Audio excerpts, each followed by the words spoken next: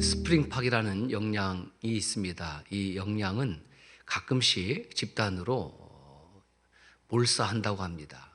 그 이유를 학자들이 조사를 해보니까 앞에 있는 영양들이 풀을 앞서서 뜯어먹으니까 뒤에 따르는 영양들이 앞선 영양들의 엉덩이를 이렇게 치받는 거죠.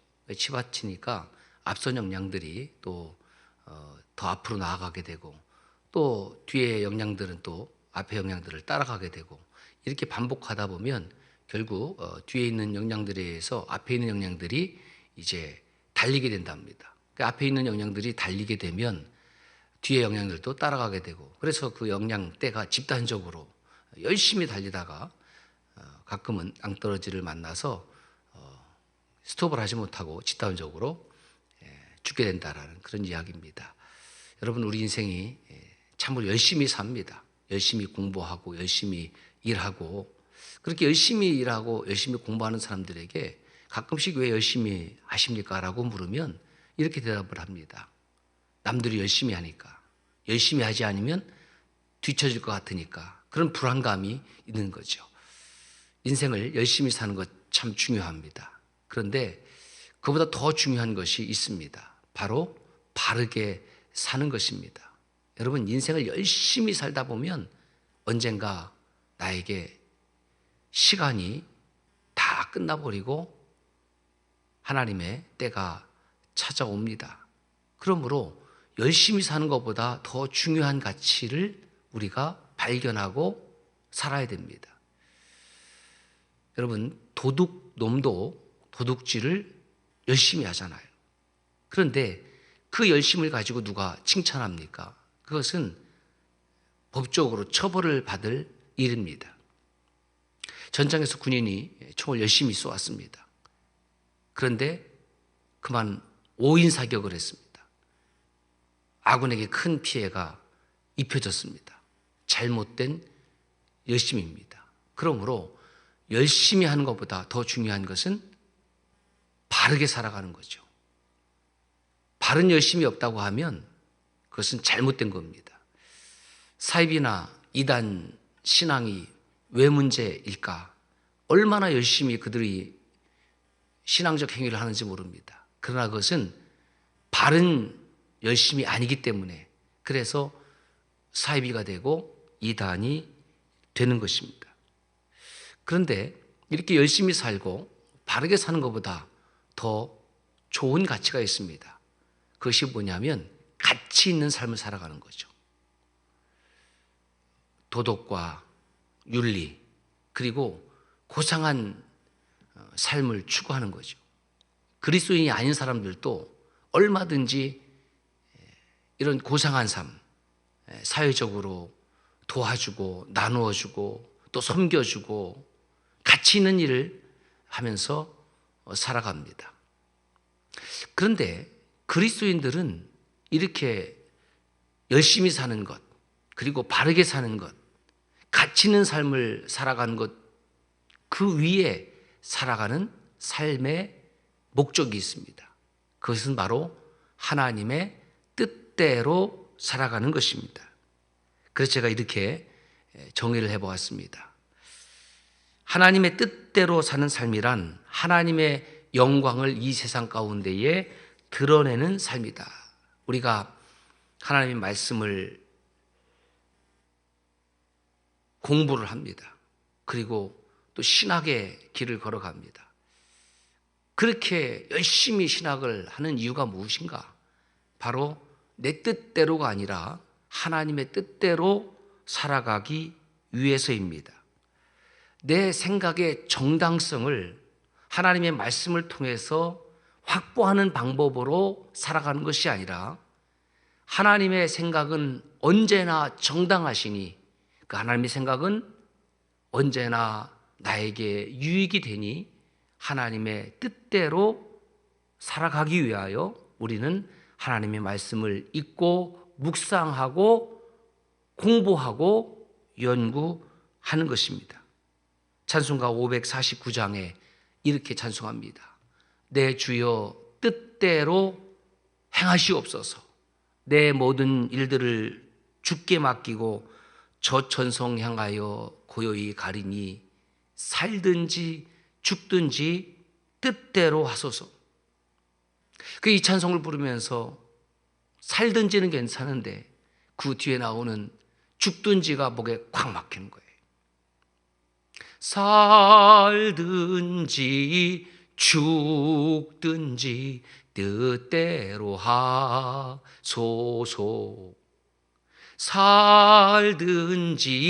살든지 이렇게 찬송하고 싶은 거예요. 사는 것은 괜찮은데 죽는 것은 쉽지 않다라는 고백입니다. 여러분, 그리스도의 삶은 열심히 사는 것, 바르게 사는 것, 더 나아가서 가치 있게 사는 것, 그것을 넘어서서 하나님의 뜻대로 사는 것입니다. 하나님의 뜻대로 사는 것이라는 것은 살든지 죽든지, 내가 살아도 주를 위하여 살고 죽어도 주를 위하여 죽나니 그러므로 사나 죽으나 다 우리가 주의 것이로다라는 사도 바울의 고백이 저와 여러분들의 고백이 되기를 바랍니다. 사랑하는 신학도 여러분, 여러분들이 신학을 하는 이유가 무엇입니까? 믿음의 길로 나아가는 이유가 무엇입니까? 바로 하나님의 뜻에 순종하는 길이기 때문에 그렇습니다. 하나님의 말씀을 맡은 자로 부름을 받았습니다.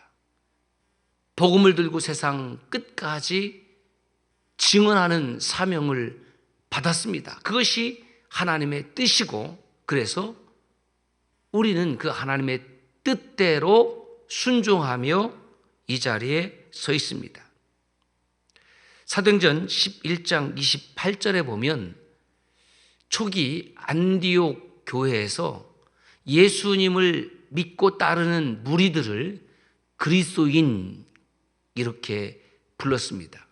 그런데 역사적인 연구를 해보니까 그리스도인이라 부르기 이전에 예수님을 따르는 사람들을 이렇게 불렀습니다. People of the way, 길 위의 사람들. 그리스도인이라 이름 부르기 전에 예수를 믿는 사람들은 길 위의 사람들 이렇게 불려졌다는 것입니다. 그 길이 어떤 길입니까? 십자가의 길입니다. 그 길은 구원의 길이고 그 길은 영생의 길이었습니다. 그래서 예수님을 믿고 따라가는 저 사람들은 바로 십자가의 길을 가는 사람들이구나. 저 사람들은 영생의 길을 가는 사람들이구나. 그렇게 불리었습니다. 사랑하는 여러분, 여러분들은 신학도의 길을 갑니다. 그 신학도의 길은 십자가의 길입니다. 그 길은 구원의 길이고 그 길은 영생의 길입니다. 그러므로 이 길 위에 사람들이 묵묵히 충성스럽게 걸어가는 그 길 끝에는 하나님의 나라가 기다리고 있습니다. 천국이 기다리고 있습니다. 생명의 관이 기다리고 있습니다. 요한계시록 2장 10절에 하나님 이렇게 말씀하십니다. 내가 죽도록 충성하라. 그리하면 내가 생명의 관을 내게 주리라. 생명의 관을 받는 일은 행복한 거죠. 참으로 귀한 은혜가 아닐 수 없습니다. 감사합니다. 아멘입니다. 그런데 이 생명의 관을 받기 위하여 반드시 있어야 될 전제 조건이 뭐냐면 죽도록 충성하는 겁니다. 생명의 관은 그저 그렇게 믿고 살아가는 자들에게 주어지는 것이 아니라 살든지 죽든지, 아니 죽도록 충성하는 자들에게 하나님 나라의 생명의 관이 주어진다라는 사실입니다. 우린 살아가면서 감사패를 받는 일도 있고 또 표창을 받는 일도 있습니다. 저도 많은 감사패와 표창을 받아보았습니다. 목사로서 국무총리 표창도 받아봤습니다. 참 귀한 일이죠. 감사한 일이죠. 의미 있는 일이지요. 그런데 시간이 다 지나고 나니까 그것은 한날의 추억이 되고 말았습니다. 그 표창으로, 그 감사패로 내 생명을 구원할 수 없습니다. 그 표창의 가치가 있긴 하지만 그것으로 영생을 얻을 수가 없습니다. 그러므로 그리스도인 된 저와 여러분들이 받아야 될 최고의 표창은 하나님 나라의 표창, 생명의 관인 줄로 믿습니다. 그래서 우리는 사명을 받았기 때문에 우리에게 주어진 귀한 생명보다도 그 사명을 귀한 것으로 여기게 됩니다. 여러분 보세요. 소방관이나 아니면 군인이나 경찰관이나 그들은 그들에게 맡겨진 임무를 감당하기 위하여 목숨을 겁니다. 그래서 소방관이 불을 끄다가 순직하기도 하고, 경찰이 범인을 제압하기 위하여 싸우다가 체포하는 과정 속에서 순직하기도 하고, 군인이 나라를 지키기 위하여 그 귀한 생명이 쓰러져 갑니다. 그들은 자신의 생명보다도 사명을 더 귀한 것으로 여기고 사는 사람들입니다. 우리 신학도들, 우리 목회자들, 우리가 이분들보다도 못한 삶을 살아서야 되겠습니까? 우리는 주님께서 나에게 주신 귀한 사명을 내 생명보다도 귀한 것으로 여기는 사람들이어야 합니다. 따라서 한번 하실까요? 사명이 생명보다 귀하다. 사명이 생명보다 귀하다. 나의 달려갈 길과 주 예수께 받은 사명, 곧 하나님의 은혜의 복음 증거하는 일을 마치려 하면은 나의 생명을 조금도 귀한 것으로 여기지 아니한다라고 고백한 사도 바울의 고백이 저와 여러분들의 고백이 되지 않는다고 하면 우리는 복음 전도자의 사명을 감당할 수 없습니다. 오늘날 많은 사역자들이 열심히 사역하다가 때로는 충성스럽게 사역했는데 어느 날 내가 왜 열심을 갖는지, 왜 충성을 하는지, 신앙의 방향, 믿음의 목적 다 잃어버리고 번아웃이 찾아와요. 마치 엘리야처럼 탈진이 찾아와서 어떤 목회자는 목회를 그만두기도 하고, 또 어떤 교회 직분자는 교회를 왔다 갔다만 하는 분들도 얼마나 많은지 모릅니다. 그래서 고민을 했습니다. 묵상을 했습니다. 왜 그럴까? 제가 깨달은 것은 우리가 복음에 대한 관점이, 그 퍼스펙티브와 뷰 포인트가 매우 부족하다라는 것을 깨달은 겁니다. 저는 신학도 여러분들이 복음에 대한 관점, 이 퍼스펙티브가 정말 확실하게 정립이 된 상태에서 사역자가 될 수 있기를 바랍니다. 하나님 말씀을 통해서 주시는 그 복음에 대한 관점 중에서 정말 중요한 관점이 무엇이냐면 내가 바로 복음의 빚진 자라는 사실입니다. 내 자신을 어떻게 보느냐, 세상을 보는 관점도 중요하지만 내 자신을 복음에 비춰보니까 내가 어떤 사람으로 드러나느냐면 나는 복음의 빚진 자라는 사실입니다. 여러분, 한국 음식에는 이 장아찌 종류가 많습니다. 오이 장아찌, 깻잎 장아찌, 양파 장아찌, 무슨 명이나물 장아찌, 매실 장아찌. 그래서 한번 장아찌가 되면은 다시 원래의 상태로 복귀가 불가능해요. 우리 신학도들이, 우리 복음을 전하는 사람들이 저는 예수 장아찌가 되기를 바랍니다. 예수지가 되어야 되는 거예요. 다시 옛 모습으로 돌아갈 수가 없습니다. 우리는 부름받은 사명자예요. 복음으로 물들여져서 복음으로 충만하여져서 우리는 예수지의 길을 걸어가야 됩니다. 코로나19 이후 한국 교회가 말할 수 없이 어려워졌습니다. 한국 교회뿐만이겠습니까? 세계 교회가 그렇습니다. 그러나 여러분, 우리 낙심하지 맙시다. 그 이유가 무엇인가? 초기 교회는 사도 바울이 복음을 전하던 시대에는 이보다 몇십 배, 몇백 배 더 힘들고 어려웠습니다. 사도 바울이 얼마나 많은 고난을 받았습니까? 이루 헤아릴 수 없는 고난과 시련과 아픔이 있었지만 그는 사명을 죽기까지 감당했습니다. 왜? 시련과 고난과 아픔 속에서 매를 맞기도 하고 파선을 당하기도 하고 배고프기도 하고 추위를 맞기도 하고 사람들의 비난과 돌팔매질을 당하기도 하고. 왜 그렇게 했을까요? 사도 바울은 자기 자신이 누구인지를 알았던 것입니다. 자기 자신이 누구냐? 나는 복음의 빚진 자이구나. 저는 이 사실이 얼마나 귀한 은혜가 되는지 몰라요. 목회자로서 29년째 사역하고 있습니다. 왜 그렇게 사역할까? 저는 복음의 빚진 자이기 때문에 그 빚을 갚고 살아가는 겁니다.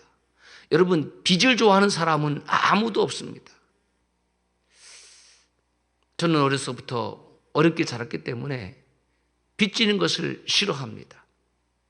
신학대학 다닐 때도 학자금을 융자해서 그렇게 다녔습니다. 빚지는 것 좋아하지 않습니다. 그런데 지금도 여전히 빚이 있습니다. 어렵게 살던 사람들은 빚의 무서움을 잘 압니다. 이자도 매우 높습니다. 그래서 어떻게 해서든지 빨리 빚을 갚으려고 허리띠를 졸라 매기도 합니다.